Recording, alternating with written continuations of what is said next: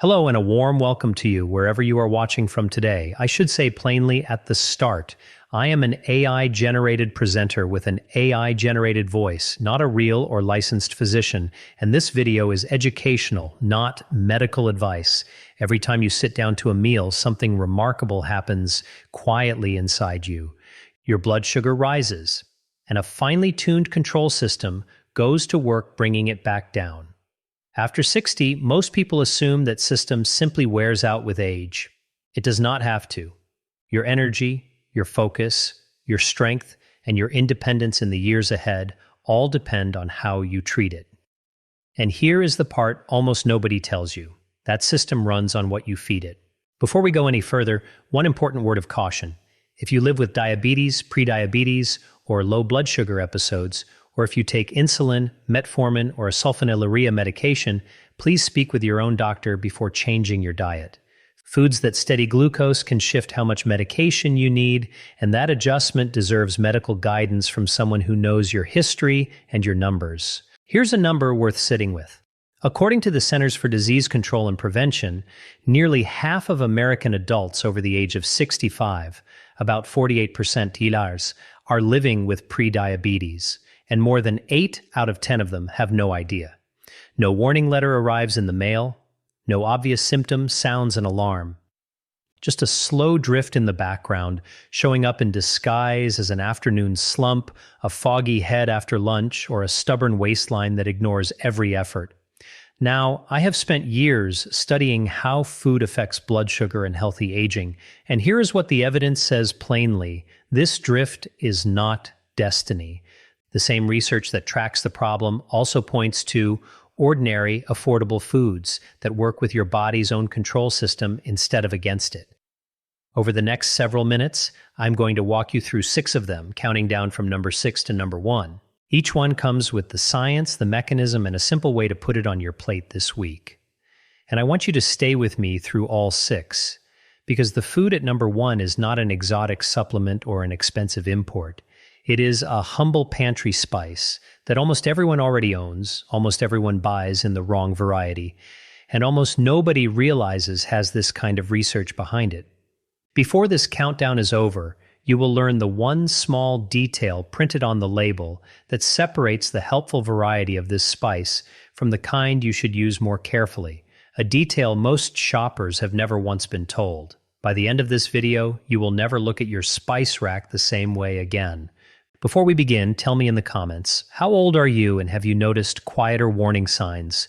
An afternoon energy dip, feeling shaky between meals, a foggy head after lunch? I read every single one. Now in just a moment, a code will appear on your screen. When it does, open the camera on your phone and hold it up to that code, and it will take you to a free copy of my book, The 90-Year Blueprint.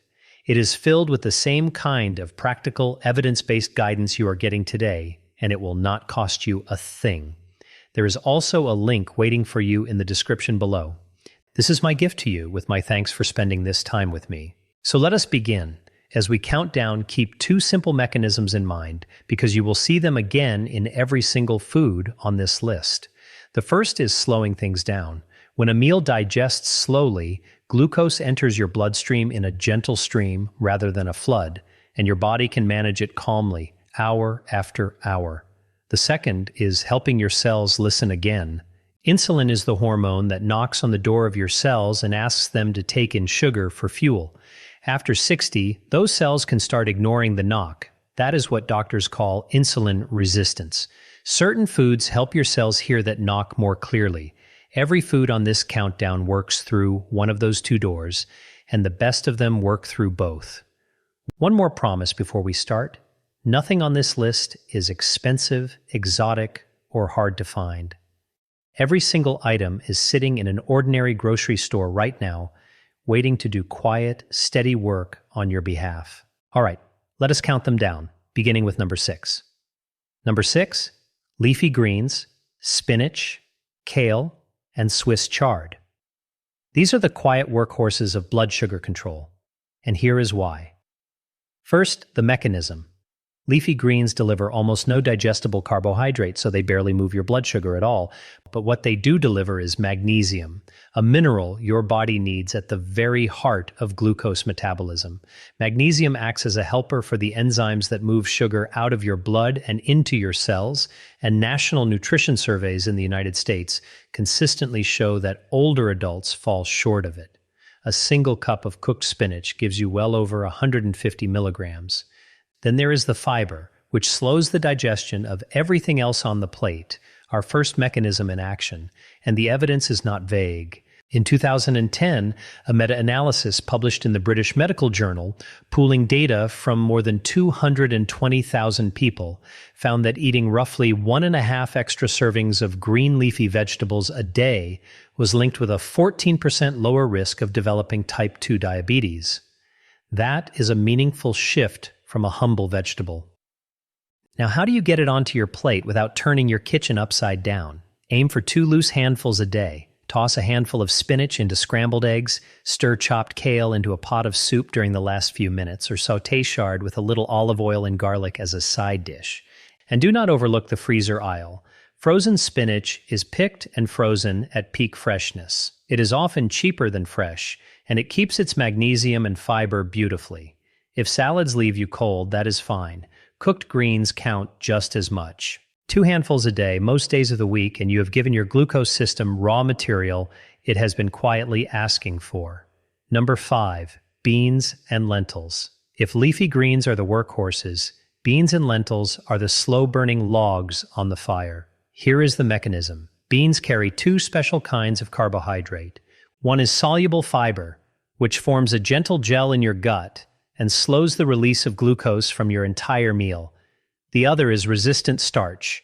Starch your small intestine cannot fully break down, so it travels onward to your colon, where your gut bacteria ferment it into compounds that appear to improve how your cells respond to insulin. Both of our mechanisms in one humble food, and the numbers are striking. According to the United States Department of Agriculture, 1 cup of cooked lentils delivers around 15 grams of fiber, more than half of what many older adults get in an entire day. Then there is a trial worth knowing about. In 2012, researchers at the University of Toronto published a study in the Archives of Internal Medicine in which people with type 2 diabetes added about a cup of legumes a day to their diets. Over 3 months, their long-term blood sugar marker, the A1C, improved modestly but meaningfully compared with a high-fiber wheat diet, and the bean group also saw improvements in blood pressure. Real food doing quiet work. Here is how to make it practical. Start with half a cup 3 or 4 times a week and let your digestion adjust gradually. Canned beans are perfectly fine. Just rinse them under running water to wash away much of the added sodium. Stir lentils into a soup, mash white beans onto toast with olive oil, or swap half the ground meat in a pot of chili for black beans. If beans have ever left you uncomfortable, begin with lentils. They are the gentlest on digestion, and increase your serving gradually over a few weeks as your gut adapts. Slow, steady, and satisfying, exactly the pace your blood sugar prefers. Number 4, berries. Blueberries, strawberries, raspberries, blackberries. Sweet to the taste, yet surprisingly gentle on blood sugar, and the reason comes down to chemistry. Berries get their deep colors from pigments called anthocyanins, and laboratory and human studies suggest these compounds slow the enzymes that break starch down into sugar, while also nudging cells to respond better to insulin. On top of that, a cup of raspberries carries around 8 grams of fiber, nearly as much fiber as sugar by weight. That is why a bowl of berries behaves very differently in your body than a glass of juice ever could.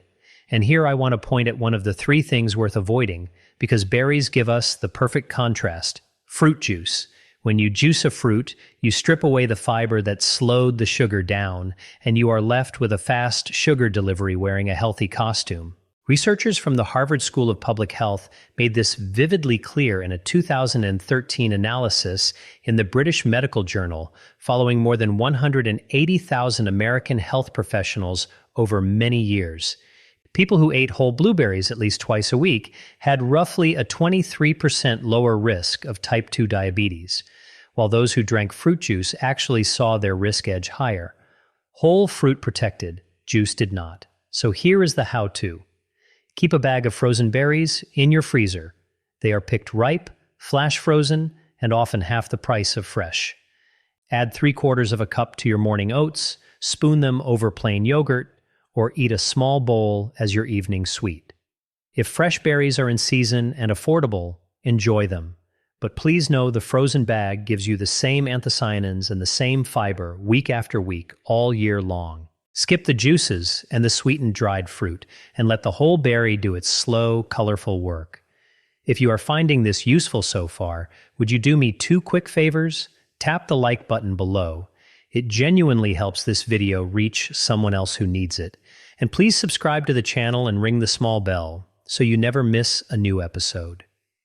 Every week, I bring you practical, evidence-based guidance for staying strong, sharp, and independent after 60D. Always free, always grounded in real research, always respectful of your time. We are building a genuinely thoughtful community here, and I would be glad to have you in it. Now back to our countdown and the top 3. Number 3, steel-cut oats and barley, the grains your grandparents trusted, and for good reason. The mechanism here is a remarkable fiber called beta-glucan. When beta-glucan meets water in your stomach, it thickens into a soft gel that physically slows digestion, so glucose trickles into your bloodstream instead of surging. That is our first mechanism in its purest form. Oats carry beta-glucan, but barley carries even more. And in controlled feeding studies at the United States Department of Agriculture's Beltsville Human Nutrition Research Center, meals built on barley produced measurably smaller glucose and insulin responses than meals built on refined grains. The reputation of this fiber is strong enough that the United States Food and Drug Administration authorizes a health claim linking 3 grams of beta-glucan a day, roughly what you get from a hearty bowl of oats, with cardiovascular benefit. Now, an honest warning, because this is where the first of our 3 foods to avoid sneaks in, wearing a wholesome disguise: the flavored instant oatmeal packets. The oats inside are fine, but many of those packets carry as much added sugar as a small candy, and sugary, refined carbohydrate is exactly what we are steering away from. So here is the practical move. Buy plain steel-cut oats or hulled barley from the ordinary cereal or bulk aisle. Cook a pot on Sunday, keep it in the refrigerator, and reheat a bowl each morning with a handful of berries and a sprinkle of the spice you will meet at number 1. Barley also slips beautifully into soups and stews, quietly thickening the broth while it steadies your afternoon. Many people find a barley and vegetable soup at lunch carries them comfortably to dinner without the 3 o'clock slump. One more note on preparation. Cook these grains until they are tender but still chewy, because the longer and softer a grain is cooked, the faster it digests. Whole, chewy, and slow. That is the texture your blood sugar loves. Number 2, fatty fish, salmon, sardines, and mackerel. This one steadies blood sugar in 2 distinct ways. The first is beautifully simple. Protein and healthy fat slow the emptying of your stomach, so when fish shares a plate with carbohydrate, the glucose from that meal arrives more gradually. The second runs deeper.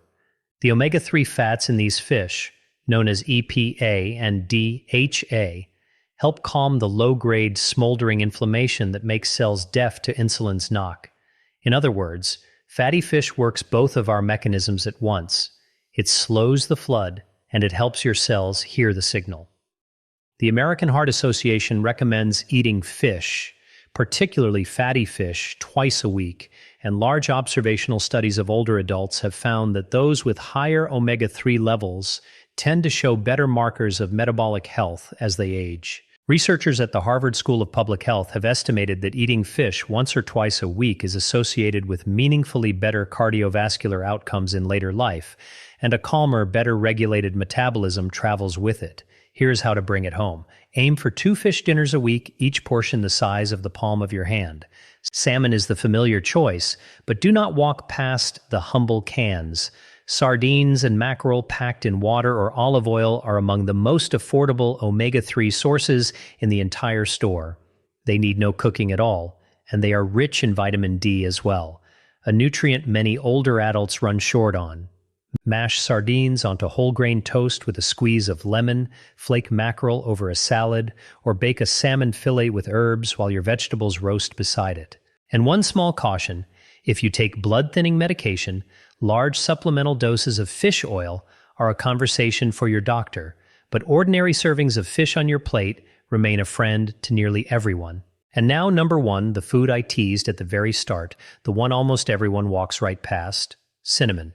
Not a pill, not a powder sold in a glossy jar, but the ordinary spice already sitting in your cabinet.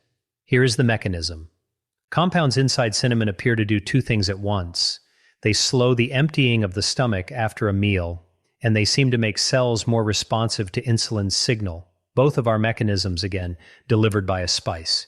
In 2013, a meta-analysis in the Annals of Family Medicine, reviewing 10 clinical trials together, found that cinnamon was associated with modest but real reductions in fasting blood sugar. And I will be honest with you, as I promised at the start, the evidence here is promising, not ironclad, and cinnamon is a helper, never a treatment. But it may be the easiest helper you will ever use. Now, the detail almost nobody knows. There are two common kinds of cinnamon. The inexpensive kind in most grocery stores is cassia cinnamon, and in large daily amounts it carries a natural compound called coumarin that can stress the liver over time. The gentler kind is Ceylon cinnamon, often labeled true cinnamon, with far less coumarin and a softer, sweeter flavor. For daily use, Ceylon is the wiser choice, and you will find it in health food stores and in many ordinary supermarkets if you read the label closely. It usually costs only a little more than cassia, and one small jar lasts for months at the amounts we are discussing. Here is the how-to. Half a teaspoon a day, stirred into your morning oats, dusted over yogurt or berries, or swirled into a cup of coffee. Some people enjoy it in the evening, warmed into a glass of milk before bed. That is all. The humblest item on this entire countdown, and it has been waiting in your kitchen all along. Now step back and look at all six together, and a clear pattern emerges. Leafy greens, beans and lentils, berries, steel-cut oats and barley, fatty fish, and cinnamon. 6 very different foods, yet they lean on the same two mechanisms we named at the very start. The greens, beans, berries, and grains slow the flood, feeding you fiber and magnesium so glucose arrives as a gentle stream. The fish and the cinnamon help your cells listen, calming inflammation and supporting insulin-signal. They work as a system, each one covering a gap the others leave behind. Think of it like tending a garden. No single plant makes the garden thrive, but together they shade the soil, feed each other, and keep the whole patch in balance. You do not need perfection at every meal, you need the pattern repeated most days of the week. And a system, of course, is defined as much by what you leave out as by what you put in. So let me name the 3 things to avoid, clearly, briefly, and without drama. First, sugary drinks and refined carbohydrates, sodas, sweet teas, sweetened coffee drinks, white bread, and pastries. These deliver sugar in a flood, precisely what this entire countdown is designed to prevent. And liquid sugar is the fastest flood of all because there is almost nothing to slow it down. Second, ultra-processed snacks with hidden sugars and trans fats. The packaged cookies, crackers, and snack cakes where sugar hides behind half a dozen different names on the label, and where industrial fats work directly against the inflammation-calming work of our fish. If a snack comes in crinkly packaging with a dozen ingredients you cannot picture, let it stay on the shelf. Third, large servings of fruit juice and dried fruit. We met this one beside the berries. Strip away the fiber, concentrate the sugar, and even fruit becomes a fast delivery. A big glass of juice or a whole bag of raisins carries the sugar of several pieces of fruit with none of the breaks. Notice what all 3 have in common: speed. They rush sugar into your blood faster than a 60-year-old control system can comfortably manage. The 6 foods slow things down, these 3 speed them up.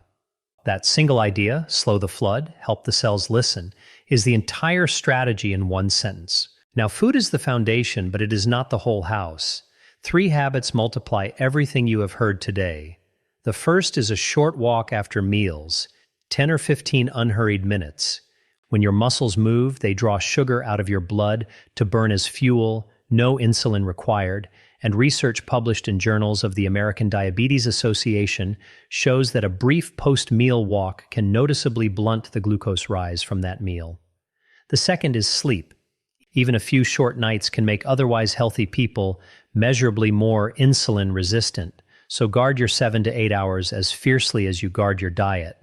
The third is simple. Put protein or fiber on the plate first thing in the morning, because a steady breakfast sets the tone for your blood sugar all day long. And here is something empowering to take to your next checkup. You do not have to guess how your system is doing. There are 2 simple tests that tell you. One is a fasting blood glucose, drawn after an overnight fast. The American Diabetes Association considers 100 to 125 milligrams per deciliter the prediabetes range. The other is the A1C, a single blood test that averages your blood sugar over roughly 3 months. A result of 5.7 to 6.4% signals prediabetes.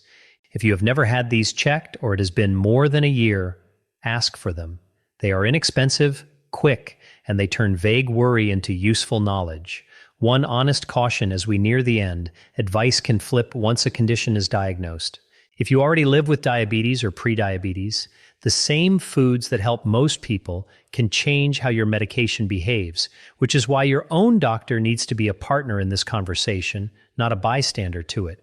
Let me leave you with this thought. It is never too late to begin. Your body does not hold grudges about the decades behind you. It responds to what you do this week, this meal, this very evening. Maybe tonight that means a handful of spinach beside your dinner, or half a teaspoon of cinnamon on tomorrow morning's oats. Small, kind, repeatable choices. That is how steady blood sugar and steady health are actually built. And if someone came to mind while you watched, a spouse, a sibling, an old friend who has been quietly struggling with their energy, please share this video with them. It might be the gentlest gift you give them all year. And once more, because it truly matters if you have diabetes, prediabetes, or low blood sugar episodes, or if you take insulin, metformin, or a sulfonylurea, please talk with your own doctor before changing your diet. Steadier glucose can change your medication needs, sometimes quite quickly, and that adjustment belongs in the hands of someone who knows your history and your numbers. Thank you for spending this time with me. If a code is on your screen, scan it with your phone's camera for your free copy of the 90-year blueprint, also linked below. Tap subscribe and the little bell so we can meet again next week, and tell me in the comments which of these 6 foods you will try first. Take good care of yourself. You are worth the effort.